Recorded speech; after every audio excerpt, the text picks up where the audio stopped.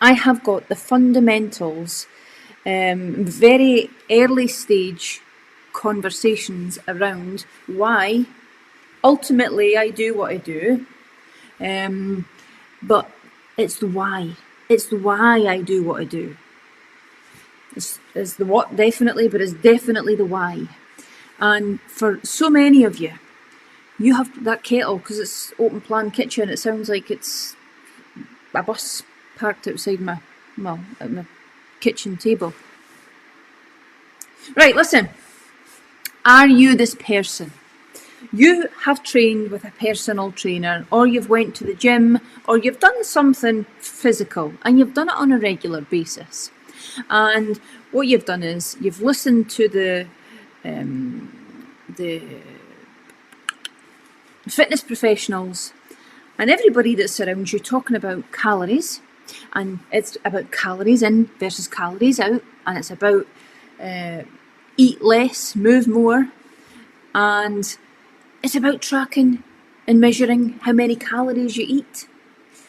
It's about keeping the numbers low so you can eat more, so you can snack through the day, and it becomes like a maths equation. Your life becomes like a maths equation, doesn't it? You're thinking, you're reading the labels, oh, that's got 450 calories on it, and then you're tallying it all up, and you're using MyFitnessPal to do the calculations. You're maybe working with a PT, and your PT's saying, okay, for you and what you're trying to achieve, we need you 1,600 calories or lower, or 1,400 calories or lower, whatever it is. And that is so common. It is so common, it's quite unbelievable. And I beat the other drum, and I'm coming on to Feel It Be, and I'm saying to you, there is a different way. Please don't count calories. Please don't weigh your food. Please don't worry about how many calories are in each thing that you're eating and tally the numbers up. I don't want you to worry about that. I only want you to concentrate on my meal plans for a reason. And there is nobody can tell this any better than Dr. Robert Lustig. So together, so as I know you've got your eyes on this, we are going to watch it together. And I would rather see you live with me so as I know that you've got this information, because it's absolutely vital, it's crucial. And it's not just crucial for you, it's crucial for your child, your children, your people that are watching you, the kids that you teach, the people that you socialise with. It's crucial for all of those people. And if you don't get the information, they're not getting it. So how is the information going to get to them? It's definitely not, and I know that, right? So before I press play, I'm going to wait to pour this herbal tea, and I'll be back in a second. Okay, a couple of things before we go. I need you to understand a couple of things. So, see the carbohydrates that you think are carbohydrates, which are, every single carbohydrate gets turned to sugar in the body. You have to understand that. Doesn't mean that you have to eat white table sugar to increase or to raise your blood sugar level. Any carbohydrate that you eat does that.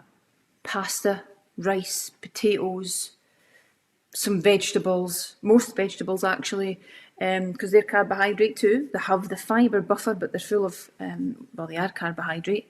They're rich in vitamins and nutrients. Amazing. However, they're carbohydrate. And we have lots of them. But just remember that carbs increase your blood sugar level. Another thing I need you to understand at this stage, before we go into this, is in response to your body eating these carbs and your blood sugar level increasing, your pancreas secretes insulin. That's a hormone that's responsible for bringing blood sugar down to ensure that you can actually go about your day and you don't have a hypo or a hyper. It keeps sugar level down. And I really don't want to cover too much of that. Just know that insulin is the hormone that's responsible for bringing blood sugar down and keeping you in a nice, safe level. Okay? So carbohydrates turns to sugar in the body, blood sugar elevation, and insulin is produced by the pancreas in response to you eating carbohydrate type foods, because it sends your blood sugar up. When you eat fat, good fats, and moderate amounts of protein, that doesn't happen. When you eat too much protein, it might happen. However, here's the last fact I'm going to tell you before we move on to this, and this is going to be amazing for you. There's a process in the body called gluconeogenesis. Now, people need to know, and you need to know, that every cell in your body burns glucose. Glucose is life. However, the fructose that goes together with glucose a lot of the time is the damaging part, the fructose. Now, there's fructose in fruit, which is why I say it's fine, but only if it's on the meal plan, not just when you fancy it. Glucose can be metabolised in every cell in the body, where fructose is only the liver. But in the absence of you eating any glucose, your body's really clever, it needs it, and so your body makes it. And it makes it from the fats and the proteins that you eat. So you don't actually need to eat glucose. Gluconeogenesis happens, and your liver can actually act on fat, and I'm saying act on to keep it simple, act on fat and proteins to make glucose. So you don't actually need to eat any. Okay, so let's pause there and let's go together into this. It's about 7 minutes, okay? And it's fascinating. And I need you to tune in and listen. And I'm going to simplify it even further when you come back, right? Get your partners around this. Get your partners might go to the gym. They might work with PTs. You might be a PT on here thinking, right, Shelley Booth, your business is, is doing well. I want some of that. And that happens a lot. So if you're a PT, listen. Here we go. This one. To health. Sorry. That have.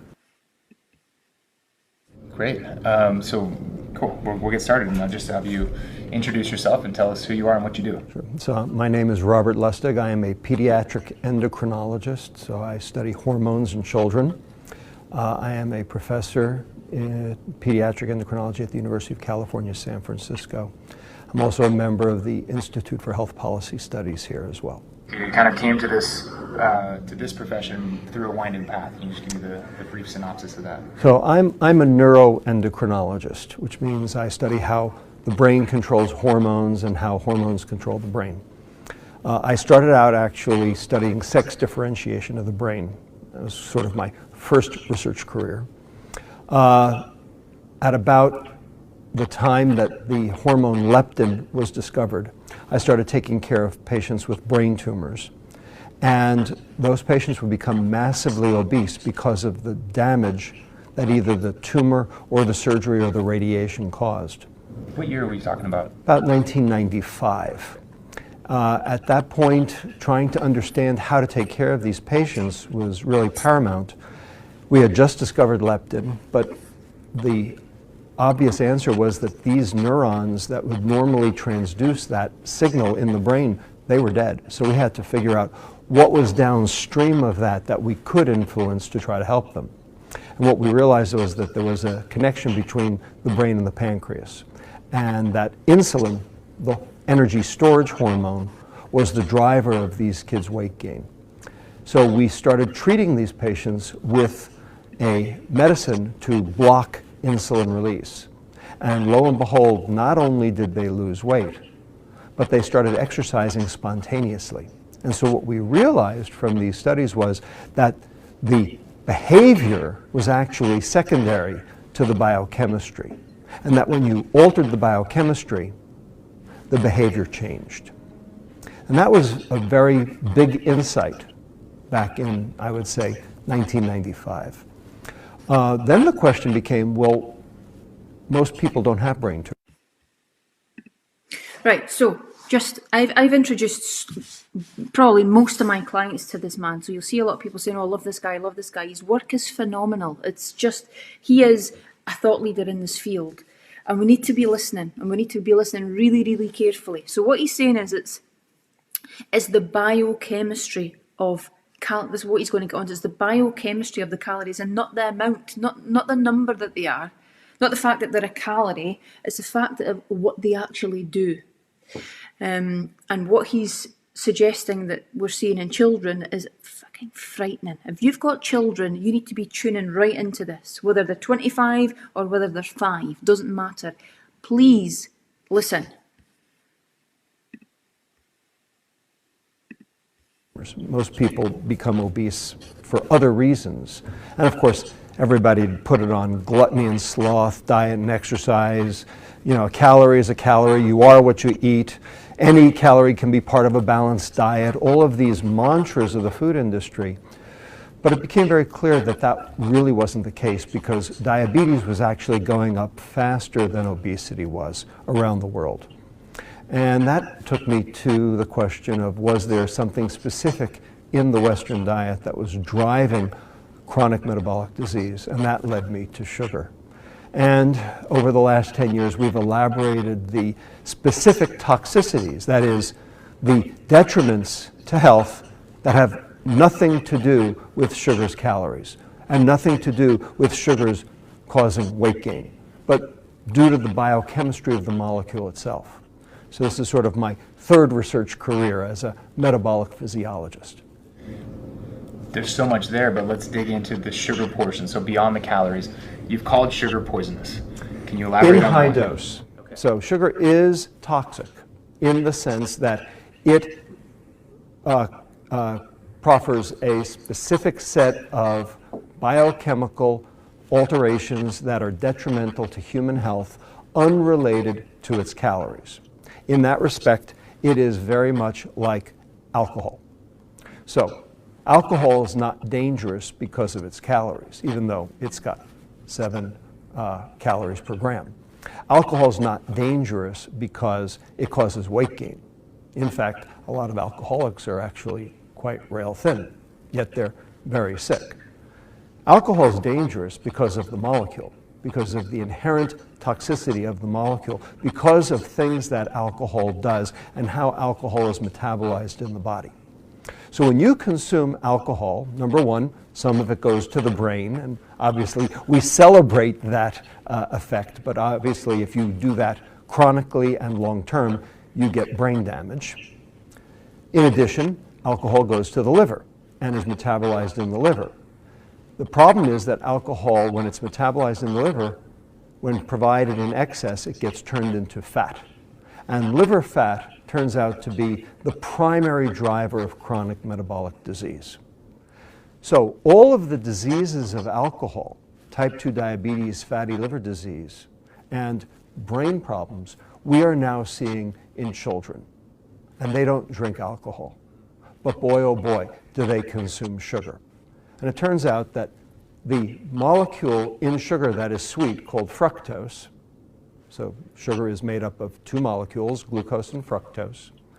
Glucose is the energy of life. Every cell on the planet burns glucose for energy. Glucose is so important that if you don't consume it, your liver makes it. It makes it out of fat, it makes it out of protein, a process called gluconeogenesis. So you don't have to consume glucose to live. You have to have a glucose level to live, but your liver will make sure that that happens, whether you consume it or not, which is why, for instance, the Inuit, the Rendili, the Tokelau, the Maasai, who don't consume carbohydrate, still have a blood glucose level, because your body makes it. Fructose, on the other hand, is completely vestigial to all human life, to all animal life. It is a remnant, it's a holdover from our prokaryotic or bacterial ancestry, our plant ancestry. We don't need it to live. We can live just fine without it. We do have the capacity to metabolize a limited amount of it, exactly the same way we have a limited capacity to metabolize a certain amount of alcohol. And when we go over that limit, our liver does exactly with fructose, exactly what it does with alcohol as well. And it turns it into liver fat and causes chronic metabolic disease. In addition, we are now learning that fructose gums up the workings of specific cells in the brain called glia, which feed neurons nutrients. And so also seems to have detrimental effects on the brain as well. So you can see that this is not because of calories. This is not because fructose has a caloric profile. It's because it has a biochemical profile which is very much akin to alcohol. And it is for these reasons that this molecule fructose, and therefore sugar, is toxic unrelated to its calories. Sugar is the alcohol of the child. Children are getting the diseases of alcohol without alcohol. And the reason is because sugar is their alcohol, and we can't afford it. That's amazing. And so let's talk about the effects that are going on.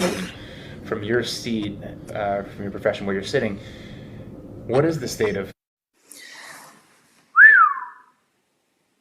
Scary stuff, eh? I've been immersed in education all of my life, and through primary schools, secondary schools, and further to higher education.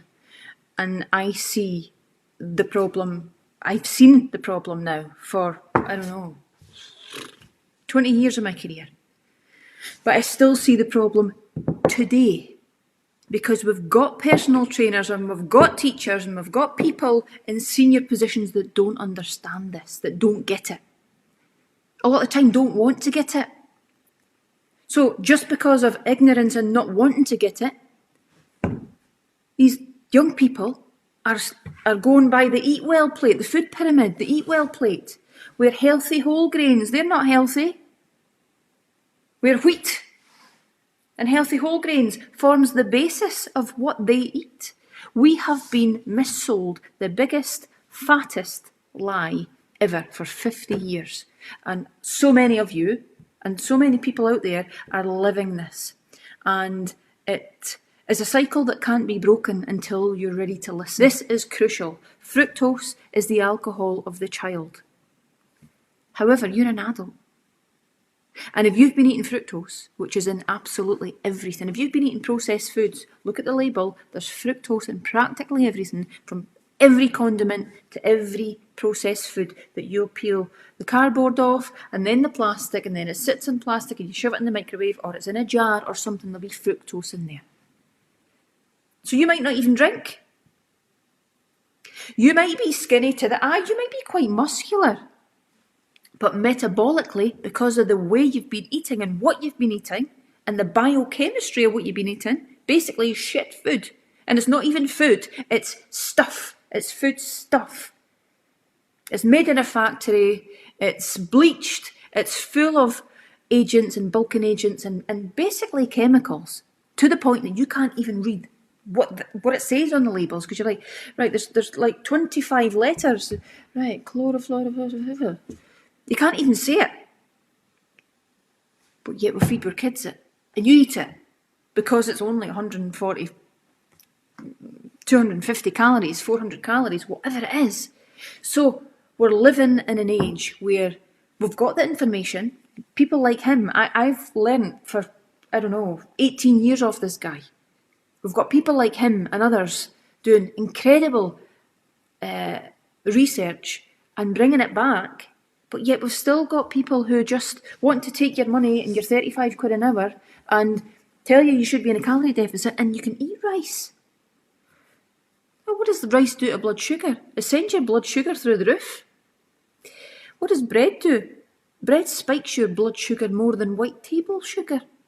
So when you're eating all these things that I've said that aren't on our meal plan for this very reason, and you go, why?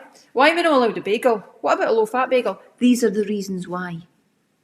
It's not the calories. It's the biochemistry of what that processed food is actually doing to you. Forget the numbers. I don't care about the numbers. That's why you're saying to me, so how do I know how big my portions are? Like, eat until you're full and don't overeat. Because when you eat good stuff, there's only so much good stuff you can eat.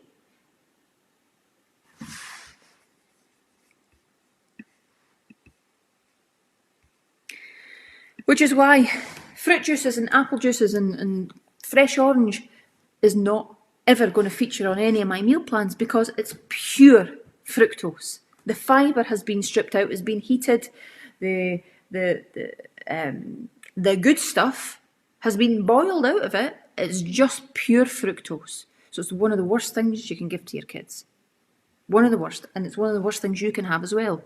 When you're on your holidays, you think you're treating yourself and you get the fresh orange and you're walking up back to your table, you feel dead chuffed because you're on your holidays, you've got a bit of a tan, you've got that feel-good thing. I'll sit and have my fresh orange, hits your liver, flood your liver, and the only thing your liver can do is turn it into liver fat. Okay, the next part I want to show you is the myth that we've all been sold. The saturated fat is the demon, and if you eat saturated fat, you're going to die, and it should all be about the calories. And actually, it's your fault if you're fat. It's your fault. You need to move more and you need to eat less. In fact, I got my bloods taken yesterday. This is exactly why I framed this the way I have, because when I feel things, I think, oh, I need to tell them this. So the nurse was absolutely lovely. She was amazing. I got bloods taken for some insurance, some life insurance. And so she come out, really, really nice woman, and a wee bit overweight or whatever, and she was talking about that, and she was open about it, and she says, I know. She says, she didn't ask what I done, but she was in my mum's, so I thought my mum would maybe gender up on what I done, you know, when she's sitting waiting, because I forgot I had her. And my mum says, Shelley, there's a nurse here for you. I thought, oh, fuck, right, I'll be there in 2 minutes. So I got there, and so she sat down, she went, I know, all I need to do is eat less and move more, I know. And this has been a nurse, she's been a nurse for, I think she says 30 years or something. That's a nurse. And that's not an isolated incident or conversation. I've trained many nurses who go to me, well, you don't get taught this. Doctors don't go through this with you. Doctors will tell you to eat healthy whole grains, and in fact, if you've got an elevated cholesterol panel that's not hereditary, they will tell you to go back and reduce your fat content and eat healthy whole grains, which I need to speak to you about in much more detail than that, because it's really, really important. But there's lots and lots of myths around that you actually live by, and it's scary for me, and I'm hugely passionate about it. I really am. I've got the burn in my heart to tell you this stuff, because I need to help you. So let me show you this next video that's only about 2 or 3 minutes.